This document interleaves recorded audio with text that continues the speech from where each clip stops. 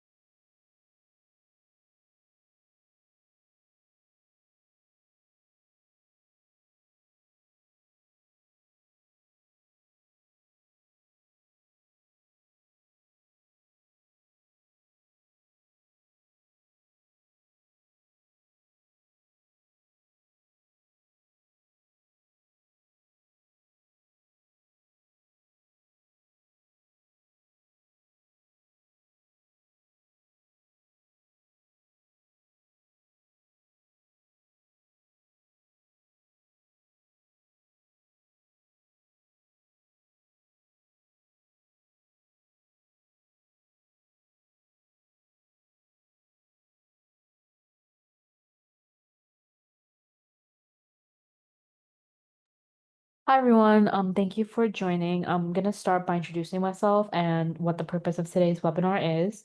So today we will be going over a SHSAT practice exam.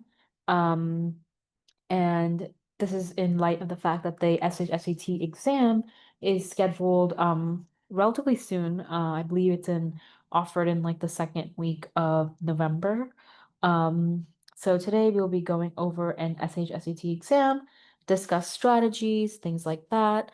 I have a practice exam that I will be going through. And in terms of who I am, so my name is Mayrose. I'm a tutor at Kweller Prep.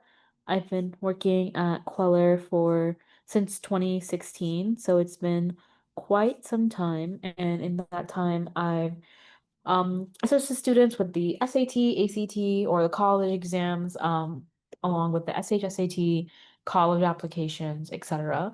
So as I mentioned, today we are going to go over the SHSAT practice test, including the reading and the writing.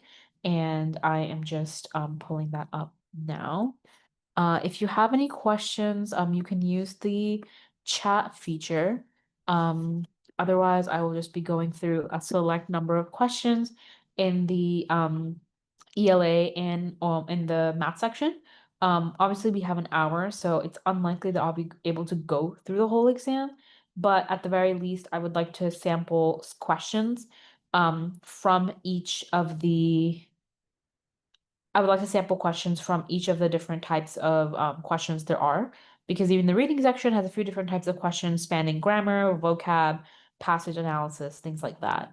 And so my goal is to at least go through as many different types of questions as possible, um, so that everyone has a general idea of what to expect on the test. Um, so with that, we're just going to be getting started shortly.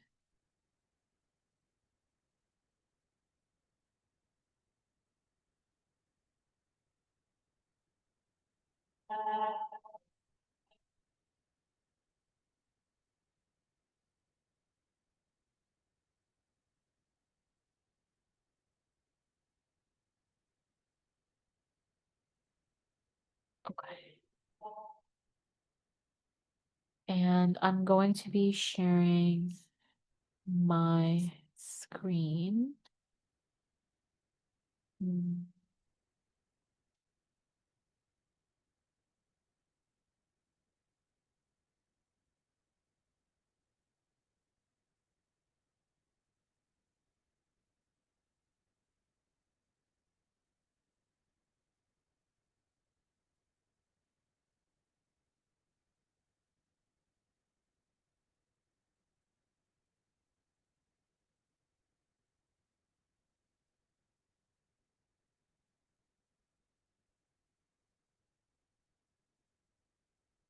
All right.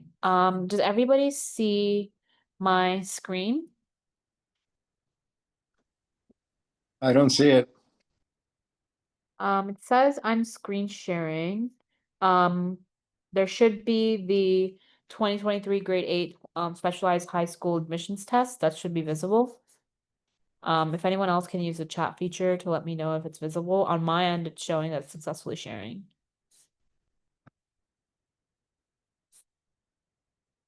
Okay.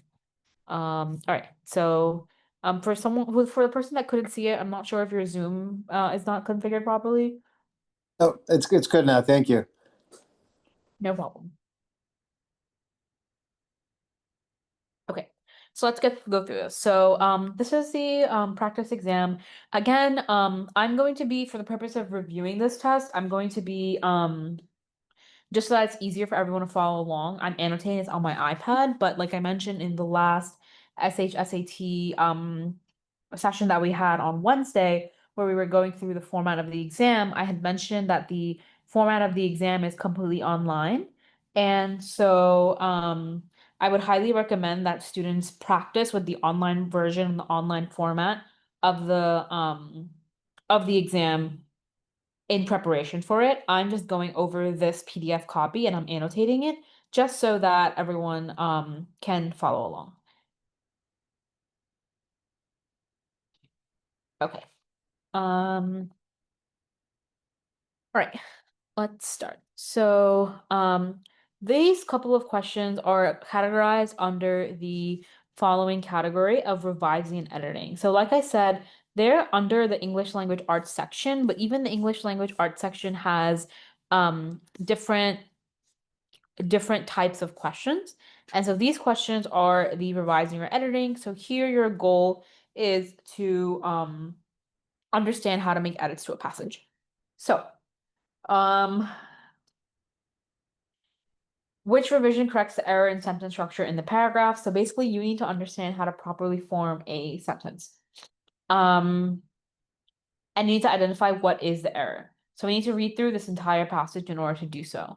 The land on Earth has not always been separated into 7 continents, comma, at one time a massive supercontinent known as Pangea, comma, covered 1/3 of the Earth's surface. Additionally, the supercontinent was surrounded by ocean waters called Panthalassa, much of which were in Earth's southern hemisphere. Geologists believe the supercontinent split apart millions of years because of the movement of tectonic plates that form Earth's crust. In fact, experts predict over the next 250 million years, the movement of the plates will cause the 7 continents to merge into a supercontinent again. So, the first step into answering this question is understanding and identifying what the error is. In order to do that, you need to read the whole passage as we just did, and then you need to identify what the error is. Now, if we go through each of the choices, each of these different underlined sections, the error is here. Why is the error here? This is what we call a comma splice, or we can also consider it to be a run-on sentence. What's happening here is that this first sentence is combining 2 complete sentences together through a comma, which is not correct. So these are 2 separate sentences. The land on Earth has not always been separated into 7 continents. At one time, a massive supercontinent known as Pangea covered 1/3 of the Earth's surface. So this is one sentence, whereas this is one sentence. And what I mean by sentence is that these are 2 fully complete ideas that are combined using a comma, and that is not allowed. It's a comma splice. And because of that, this is grammatically incorrect, and the sentence is also run on. Therefore, the revision correcting the error in the sentence structure is going to be choice A, because the choice A successfully identifies that these are 2 complete and separate sentences, and therefore a period is needed. Okay. Now, question 2, read this sentence. The Appalachian Trail is a really long trail that a lot of people do each year. Which version of the sentence is the most precise language? Okay, so what are they saying? It's really long and a lot of people do it each year. Where can we be more precise? We can be more precise. How long is it? Do we have a distance? Something that's long for one person may not be long for the other person and vice versa. Similarly, what is a lot? A lot has different definitions for each person, and so these are the two places where we can add more detail. So you need to understand based on this question what structuring a sentence and what information is key to structuring a sentence. So now let's go through these and see which uses the most precise language. Okay. Appalachian Trail extremely long, that millions of people. So this is descriptive, which is what we want. But again, extremely long is still vague. So this choice is out. E is out. Let's see. I'm just gonna go through H first. Appalachian Trail is a lengthy trail, couple million people. Again, lengthy is not precise enough. Lengthy for one person is different than another person. Appalachian Trail is a 2,200-mile trail that 2 million people hike each year. So that is quite precise. I have the exact mileage of the trail and I have the number of people who do it annually. So the G looks like a great answer so far. Let's just go through F. Appalachian Trail is a 2,200-mile trail that more than 1 million people hike. So F and G are quite similar, but more than 1 million is still less precise than the exact number of 2 million. More than 1 million could mean like 10 million, it could mean 5 million, it could mean 1 billion. So again, that like level of variety is something that the question doesn't want, doesn't want, right? Because the question is saying it needs to use the most precise language. So therefore, the best answer is choice G. Okay.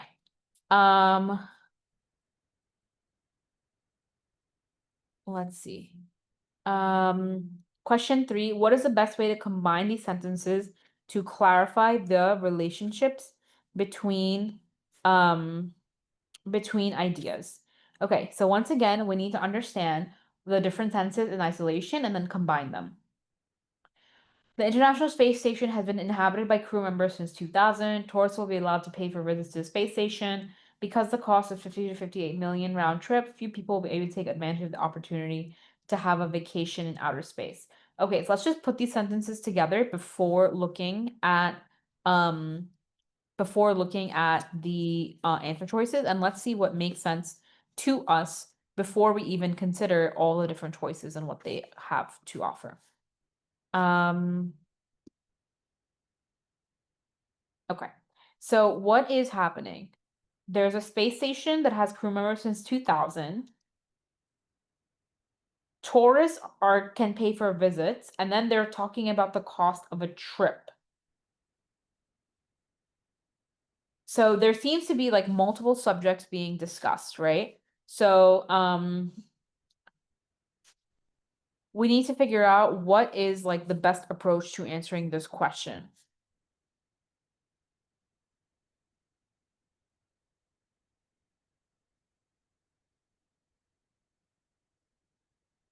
In this case, going through each of the choices is going to probably be the most helpful. So let's do that.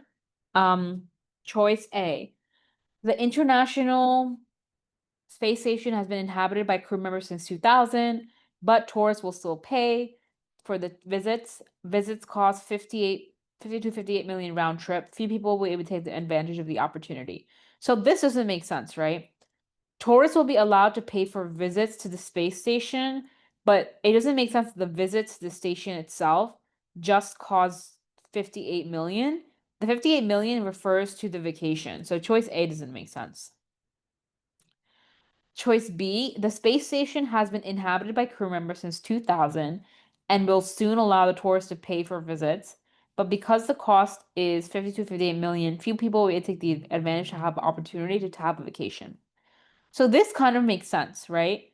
Tourists can be allowed, but the cost of the trip itself is so expensive that they can't vacation in outer space. So this is a possibility. C, space station has been inhabited by crew members since 2000, but tourists will soon be allowed to pay visits to space station, though the cost um is 50 to 58 million, few people will take the advantage to have a vacation. So again, the clause of but because is a lot more clear and explanatory as to why few people will be able to take advantage of the opportunity. So C is not the best answer because the word though isn't really clear. D, International Space Station has been inhabited by crew members since 2000. Tourists will be allowed to pay for visits to the space station, therefore. So again, the word and doesn't make sense here because we're not combining two different ideas. We're exaggerating, emphasizing the fact that despite the fact that the space station has been along for quite some time and tourists are also visiting, tourists cannot have a vacation in outer space. So this makes B the best answer. Okay. We've gone through question examples like these before. So now again, revising and editing, as you can see, before we had single sentences, and now we're proposed with the revising and editing as part of a reading passage. So this is what I mean by familiarizing yourself with the different types of questions that you will be being thrown at, that you will be thrown with. And my goal here is to go over all the different, at least, types of questions in this short session. So I'm just gonna give everyone like a minute or two to just quickly scan through this passage, just so that when I go through the questions, I don't have to read through everything. And then we can circle back and go through a few questions together, just to illustrate how to tackle these types of questions.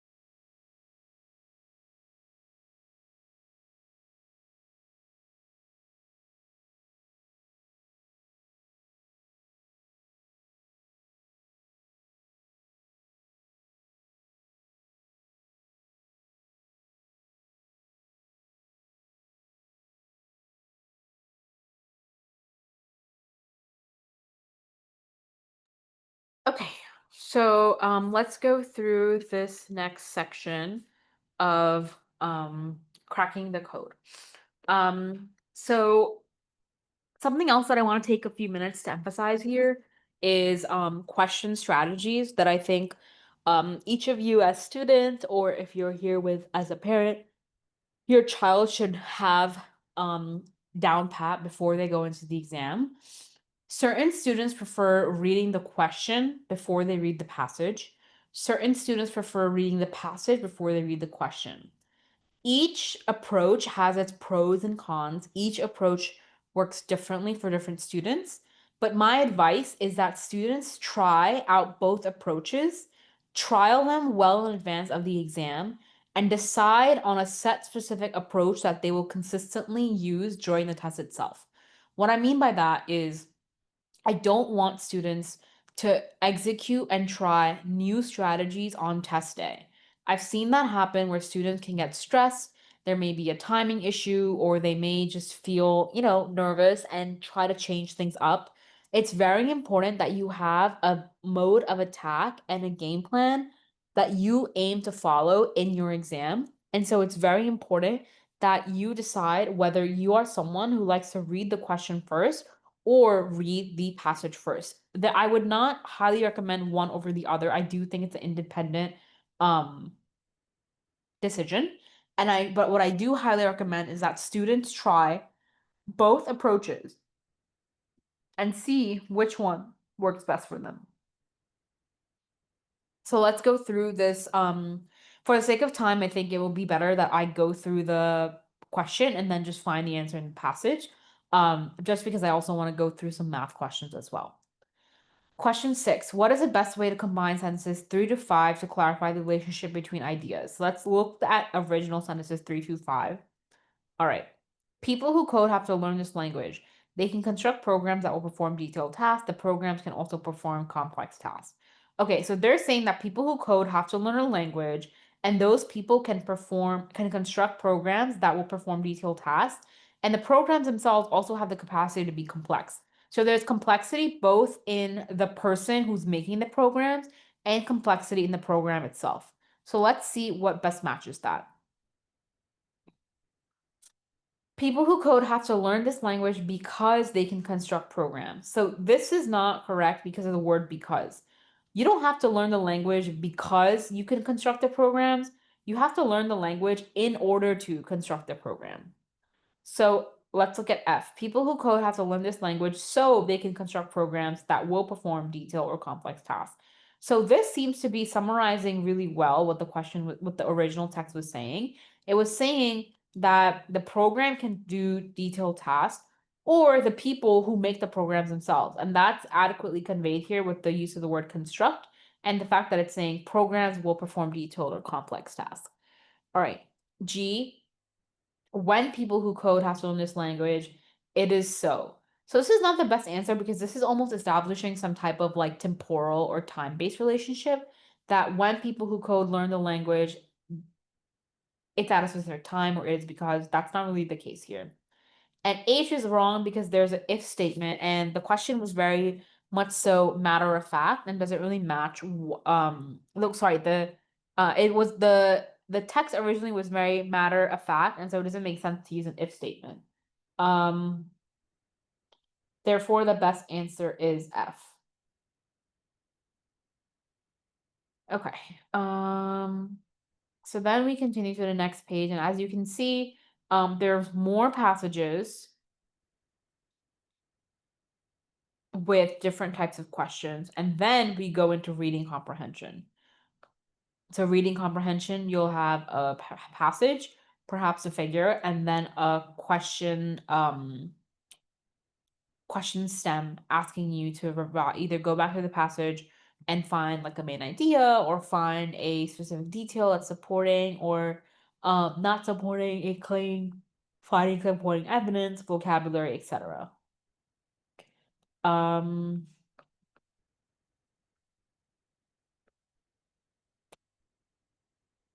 So I want to go through a couple of these, but I'm just showing you all the diversity and the types of passages. So as you can see, this first passage seemed to be like um a standard like paragraph text-based piece with a figure. This passage seems to be like almost like prose or like a story. In the moon of Tayum, the hottest day of the summers, etc., etc. This is like a story. Um, then this passage seems to be like almost a article with different like subheadings here, and then this large like table. So each passage has its like different approaches. Um and it's important to make sure you're aware of the types of passages you can get. Now, let's see, this is an excerpt from a book or like a passage. So as you can see, they even have some vocabulary words. So if they give you vocabulary words, make sure you read their definitions so that you understand what's going on. Then you have a poem. So again, um, different literary texts are what they're giving you exposure to.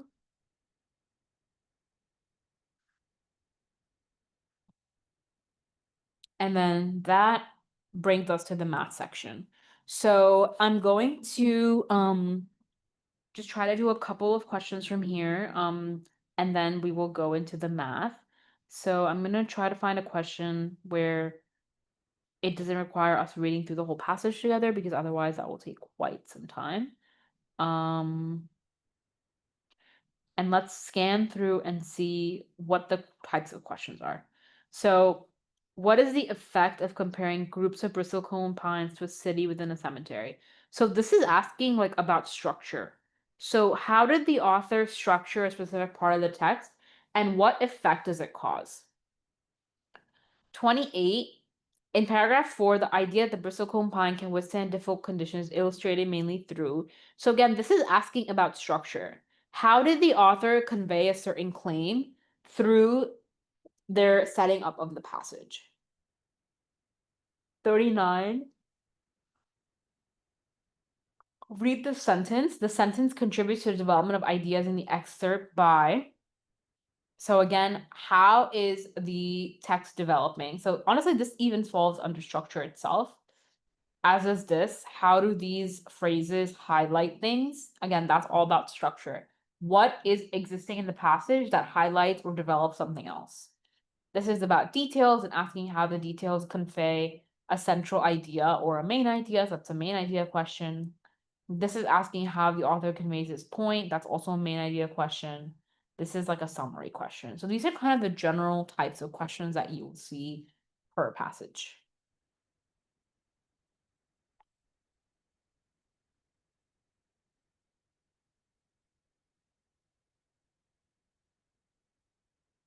Okay.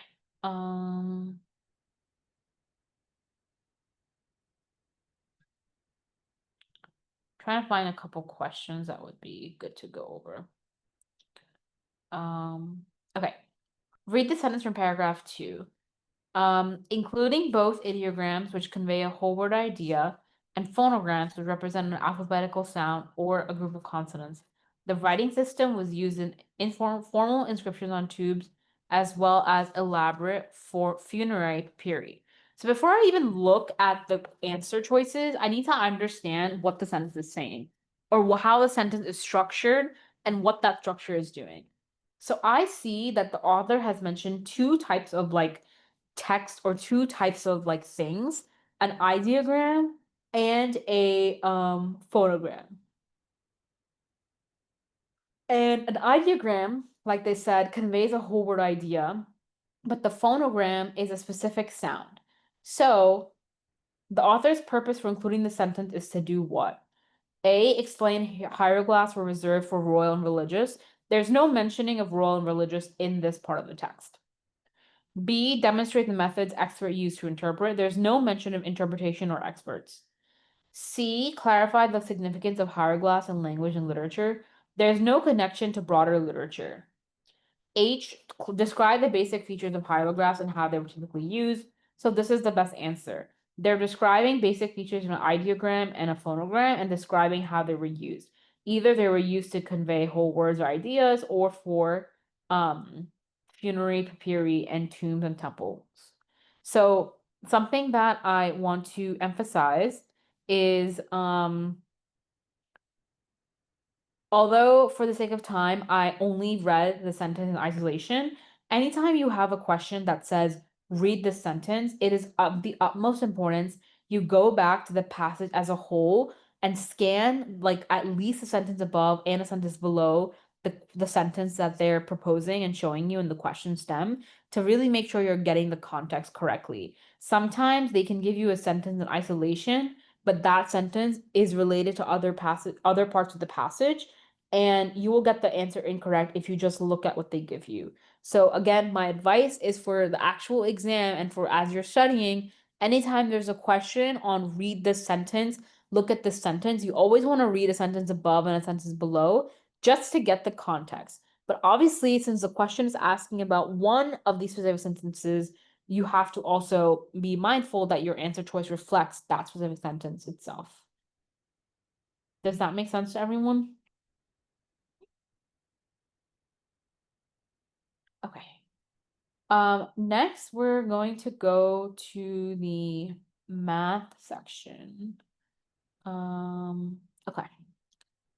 And we're just gonna go through different types of questions that they give you.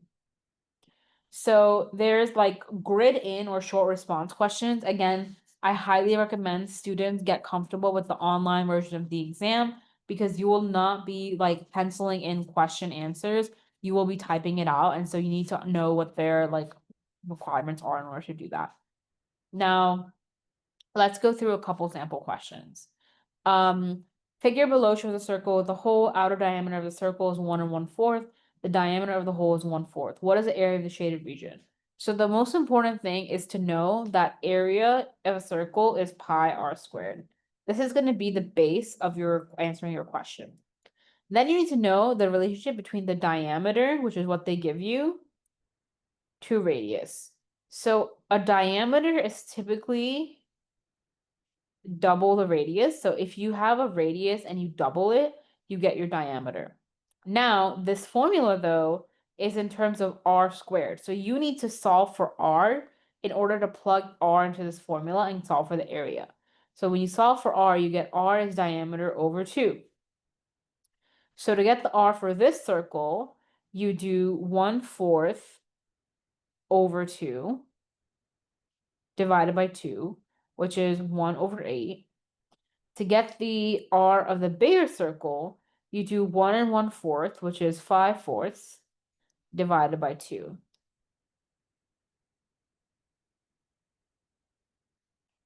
And that is 5/8. So now you have your r for your big circle and r for your little circle. They're asking the area of the shaded region. So everything is shaded except the internal white. So in order to solve this, you would find the area of the shaded and take out non-shaded. So area of shaded is pi times 5/8 squared. That's the shaded. And the non-shaded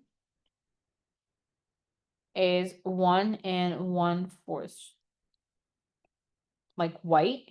And sorry, the area of, to get the area of the white part, you do 1 1/4 or 5/4 divided by 2, which we got is 5/8. So again, you would do pi times all of times 5/8 squared. And then you would subtract these two to get your final answer. Does that make sense to everyone?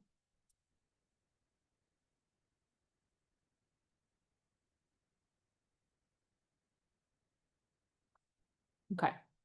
60, the list shows the daily lows in a city during the 6 days. What is the difference between the lowest and the highest? Now, this type of question is asking you for range very simply.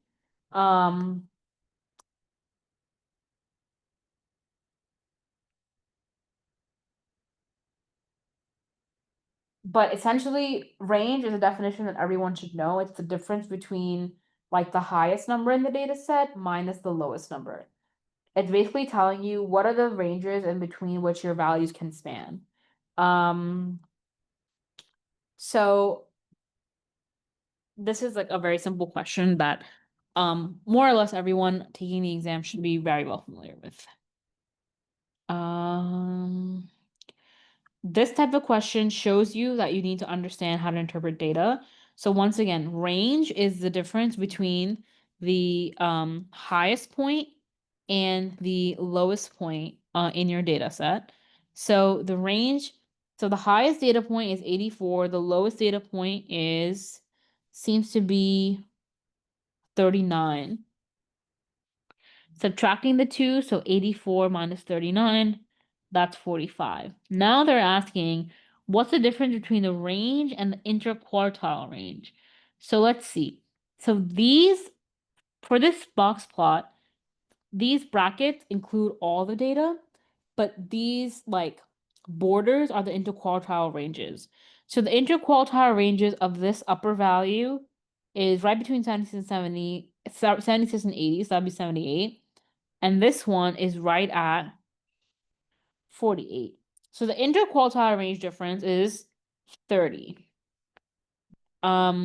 Therefore, the difference between the range and the interquartile range is 45, which we got from here, minus 30, which is 15.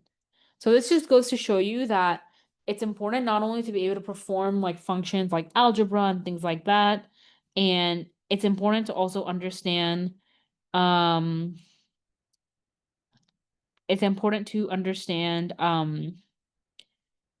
what plots represent and how to interpret them.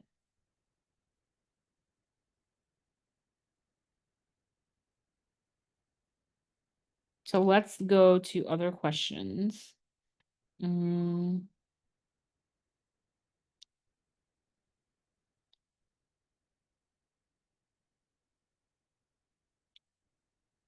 these are multiple choice, I think people are typically used to for math questions. So let's go through a couple and just review some key concepts. 64, I think these types of questions can be tricky for students, but shouldn't be if students are organized with their work and understand basic operations. What is the value of the expression if x is -2 and y equals 2? So what I would immediately do is I would immediately rewrite the original expression, then rewrite the expression with the values. For these types of questions, the most important thing is just to stay organized. And then let's solve this piece by piece. -2 squared is +4. So +4 times 2 to the 6. Well, what's 2 to the 6? I make what's called a sidebar. And I do 2 times 2 times 2 times 2 times 2 times 2. That's 2 6 times. 2 times 2 is 4. 2 times 2 is 4. 2 times 2 is 4. And these are all being multiplied. 4 times 4 is 16. 16 times 4 is 64. So then this becomes, all of this 2 to the 6 becomes 64 over 2 squared, which is 4, times -2, which is what? So already 4 times -2, so the denominator I know is going to be -8. The numerator, 64 times 4, well, we can solve that. 64 times 4 is 256. So now this becomes 256 over -8. So 256 over -8, which solves to be -32, or choice F. Okay. 68. In the parallelogram, what is the value of x? So in a parallelogram, we can solve this in 2 different ways, actually. One way that we can do so is recognizing that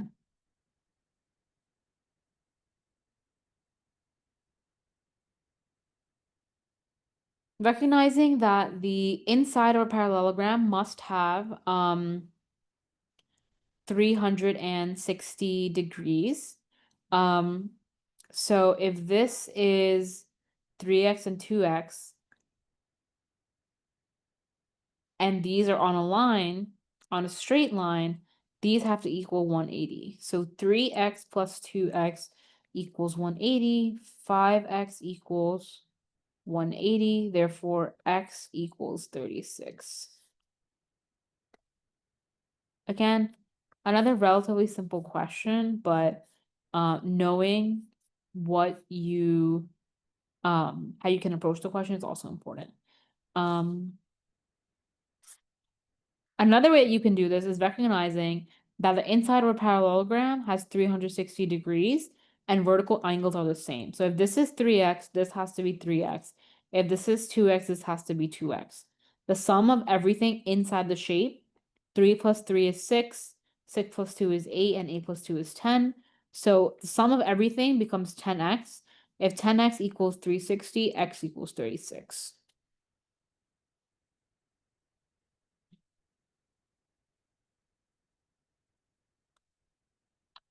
72. So again, I really want to emphasize like algebraic manipulation questions because these come up a lot. So what is the value of x in terms of y? So I need to solve for x. So again, I recommend rewriting out everything and then just cleaning up as you go. The first step we need to do is distribute. 5x minus 30y equals 50y. And again, I'm solving for x in terms of y, so I'm going to bring everything to one side. So 5x equals 80y. Therefore, to solve for x, I divide by both sides. So x equals 80 divided by 5 is 16. So x equals 16y, or choice A. .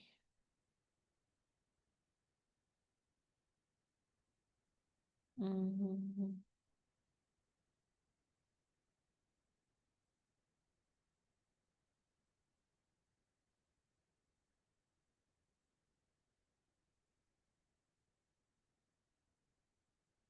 Again, just to show you the importance of algebraic manipulation, -3/4 times -2/5. For these types of questions, when multiplying fraction, you multiply straight across. -3 times -2 is +6. 4 times 5 is 20, so this is 6/20, which simplifies to what? 3 out of 10. Because you can divide, sorry, it simplifies to 3 out of 10 because you divide both the numerator and denominator by 2, and that gives you 3 out of 10, the simplest form, which is the correct answer.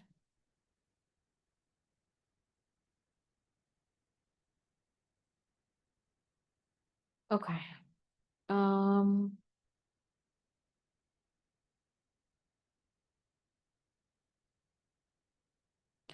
Again, interpreting graphs. Some friends are buying bags of ice for a picnic. The graph shows the cost of ice in dollars. Which statement about a point on the graph is true? If they're asking if which of the following statements are true, I recommend just going through each of the statements and doing cross elimination. So 20, 3 means that 3 labs of ice cost $20. This is incorrect. 20, 3 means your x coordinate is 20 and your y coordinate is 3. So 20 pounds of ice is $3, not the other way around. So A is wrong. B, 0.1, 15 means 1 bag of ice costs $15, so 15 cents. So this actually seems to be seems to be correct, except the fact that you used 1 bag of ice and our units are the weights of ice in pounds. C, 10, 1.5 means 10 pounds costs 150. 10 pounds and go up, up, up. Yes, ma'am. 10 pounds of ice costs 150. 0, 0 pounds of ice will be needed if people go to the picnic. Again, it's not about needs and who wants what and who's getting the ice and who's bringing the ice. The graph is showing what exactly cost of ice in dollars and relation to the weight.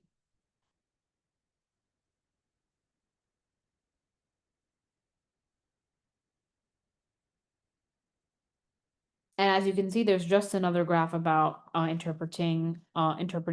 So therefore, this is a really like popular type of question. This is also a popular type of question. So based on the circle graph, how many pounds of milk and eggs does the average person consume? All right, so if milk and eggs is X% and the whole graph is 100, we subtract 100 from each of these categories. So it'd be 100 minus 38 minus 10 minus 10 minus 8 minus 4. So what are we subtracting? 38. This becomes another 10 subtracting 48. Another 10, this becomes 58. 58 and another 6 becomes 66. And then 66 and another 4 becomes 70. So we're subtracting 100 minus 70. And that leaves us with 30. So if milk and eggs are 30% and the consumption is 1840 pounds, you have to find out what's 30% of 1840. So 30% of 1840 is the same thing as multiplying 0.3 by 1840, which gives you 552, which is H. Are there any questions so far? I know I've been sort of just going through a lot of rapid fire questions to try to give everyone as much exposure, but if there's any confusion, please use the chat box and let me know. I'll give people like a minute to respond.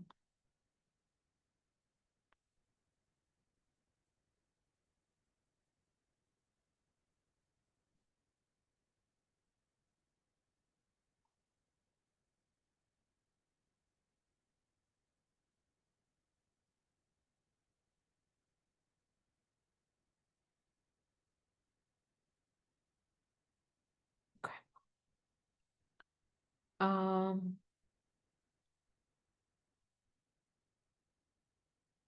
As you can see, more algebra. 103. Let's go through table probabilities and understanding probabilities and questions asking about probability. It says the probability of randomly picking each flavor of candy from a bowl. Which flavor is most likely to be picked? So they're asking basically which of these has the highest probability to be picked, because probability represents a chance of something happening. The chance of something happening is going to be higher for an event with higher probability. And the highest probability we see here is butterscotch at 0.57, so therefore that is the answer.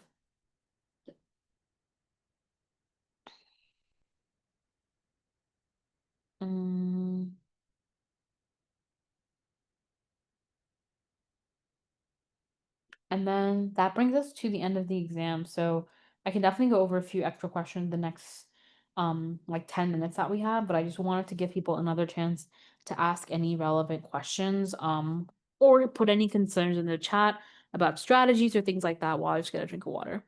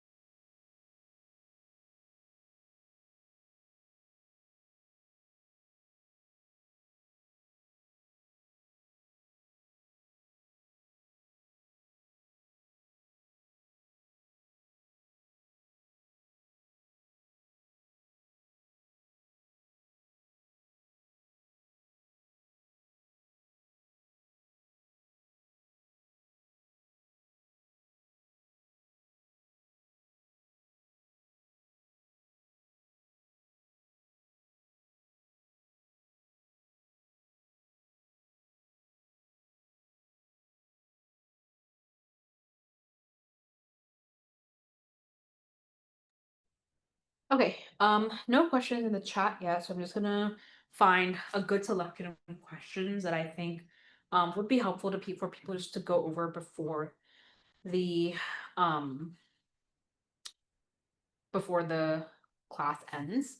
So again, here we see algebraic manipulation with absolute value, and I think absolute value can be tricky for students. And really, this is all about organization. So they're asking for the value of this expression. Again, what I would do is I would write the expression exactly as is. And again, I'm reminding everyone that this exam is done online. And so it's very important that students practice with the online version, because me going through this is still going to look different than how a student would approach this in an online manner. So please be sure to go through the online format so that you're not being surprised by the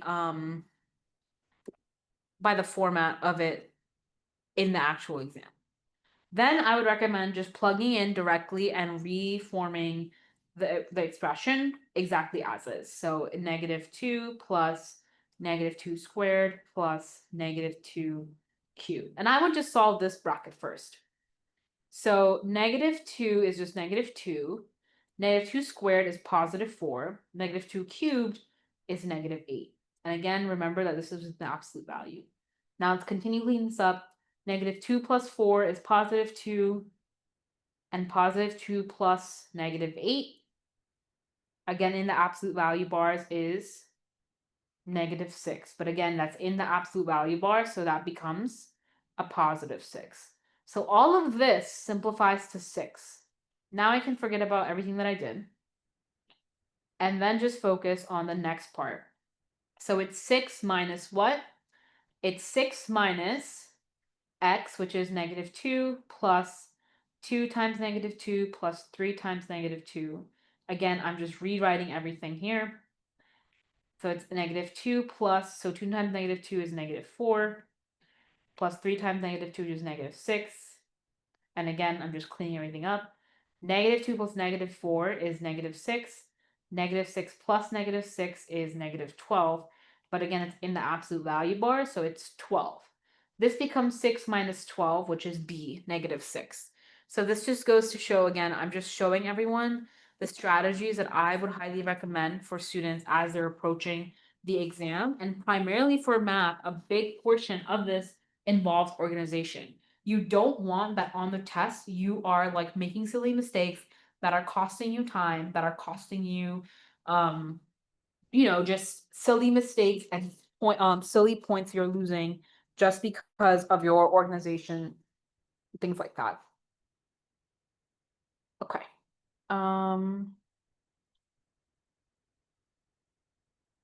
So,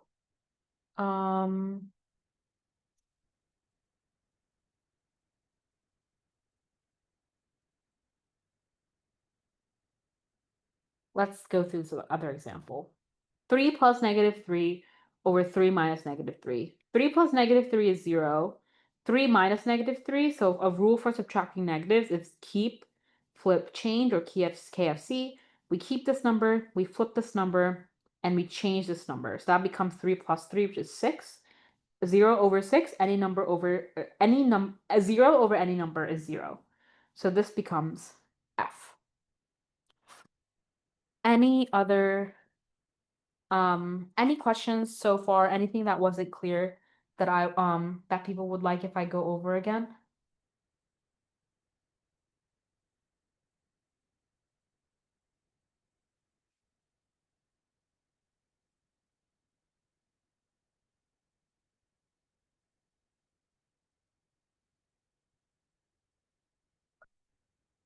Um,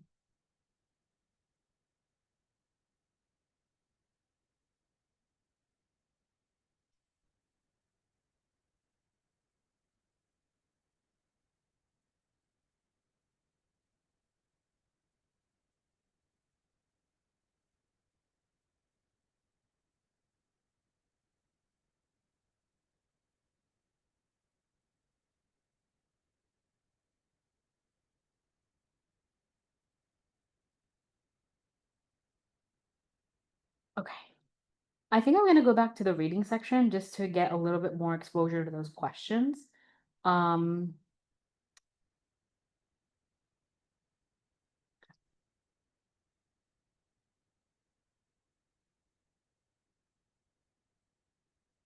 let's go over 27. In paragraph 8, the author repeats the word played, most likely to. So again, we don't have time to go over the whole passage, but I chose this question just to go over a paragraph and see how we can figure out the answer. Okay, so in paragraph 8, so this is paragraph 8. The younger children played. They played out hunting, they played with the babies, they played with their horses and puppies. They learned how to live through their play. So, just by repetition of the word play, repetition typically almost always creates emphasis. Um, and that emphasis um, is exactly why the repetition is happening. Um, in order to create that constant sort of reminder or that constant emphasis through the repetition itself. So the answer choices should talk about something related to emphasizing and again sort of strengthening or repeating.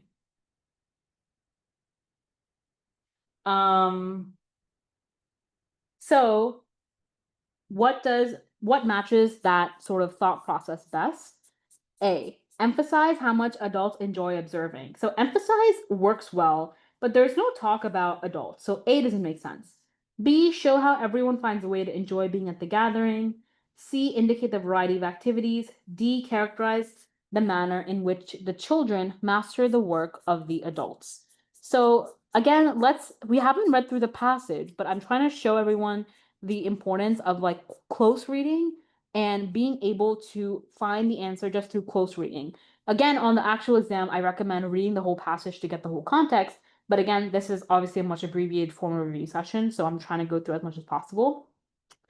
B doesn't make sense either because we're not talking about everyone. The word play is always used in the word of children. The children played. The children played. They played this. They played that. They played this.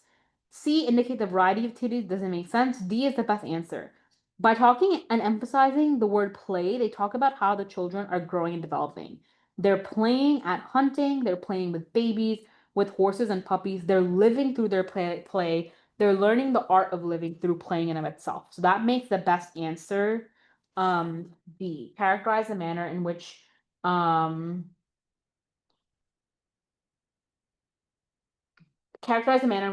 children master the work of adults. Now I'm just going to answer a few questions that popped in the chat because we are also running out of time. Would there be sphere questions on the SHSAT and or cylinders? Um, I believe that is fair game because it's under geometry. And so I would definitely know the formula for those. Secondly, I think a bigger reason to know the formula for those is because formulas for spheres and cylinders really are a bit more advanced formulas for like circles. Um, and so it's building on a concept that you should be very familiar with, um, which is geometry and like areas of circles. And so you should know it.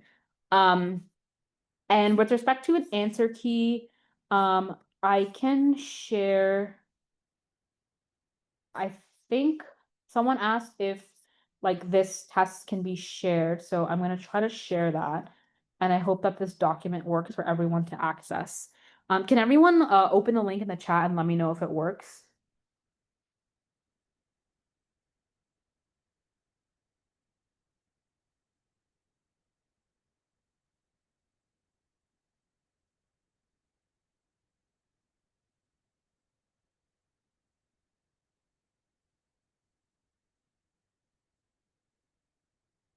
Okay, great. So now you all have access to go through this test. Obviously, as I mentioned, for the sake of time, I wasn't able to go through every single question, but I chose the questions that I did because I think they emphasize a lot of what I would call like high yield or must know concepts. And so I really recommend to go through the rest of the exam and at the very least feel confident about the things that we discussed today, because these are topics that I think are heavily emphasized on the exam. And with that, I wanted to um, say that I hope this helped students in preparing for the SHSAT, or at least understanding common concepts tested on the SHSAT. And for those who are testing, I wish them the best of luck. And again, I hope this was helpful, and thank you so much for attending.